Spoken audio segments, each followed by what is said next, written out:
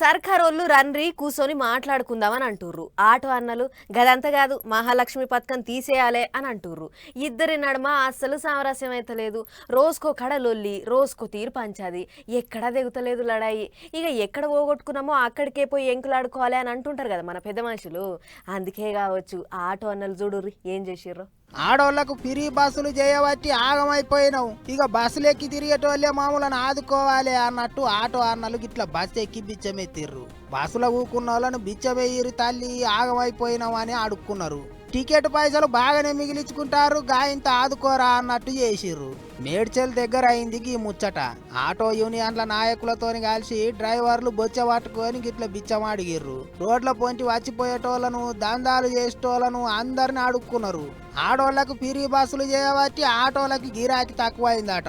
బతుకు తెరువెళ్తలేదట. ఇల్లు గడవాలనంటే కూడా తిప్పలవుతున్నదట.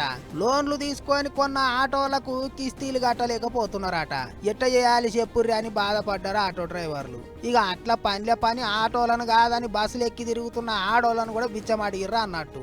ఇంకో దిక్కు సర్కారోళ్ళు మాత్రం ఆటో డ్రైవర్లకు అన్యాయం చెయ్యం, చర్చలకు రాండ్రి సమస్యలు పరిష్కారం చేసుకుందాం అంటున్నారు. మరి ఆ చర్చలు ఎందుకు ముంగటికి పోతలేవో ఏమైతున్నదో ఎవరికి సమజైతలేదు. ఆటో డ్రైవర్లు మాత్రం దినాం గిట్ల రోడ్ల మీద తీరు నిరసన చేస్తున్నారు. ఇది ఇట్లుంటే గిట్టు చూడుర్రే.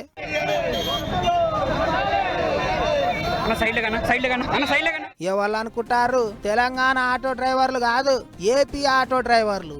ఇంకా ఫ్రీ బస్సు పథకం సురువు కాకముందే ఏపీ ఆటో డ్రైవర్లు కూడా లొల్లికి తయారైనరు. తెలంగాణలో ఆటో డ్రైవర్ల పరిస్థితి చూసి ఏపీ ఆటో డ్రైవర్లకు భయం అవుతున్నదట.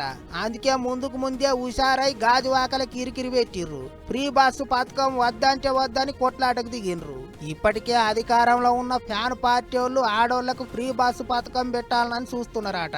అటు సైకిల్ పార్టీ వాళ్ళు అధికారంలోకి వస్తే ఫ్రీ బస్సు పథకం పెడతాం అంటున్నారు. మరి ఇక ఏమైతుందో గానీ ఆటో డ్రైవర్లకు పెద్ద ముష్కిలే వచ్చి పడుతున్నది కదా అనుకుంటారు అందరూ.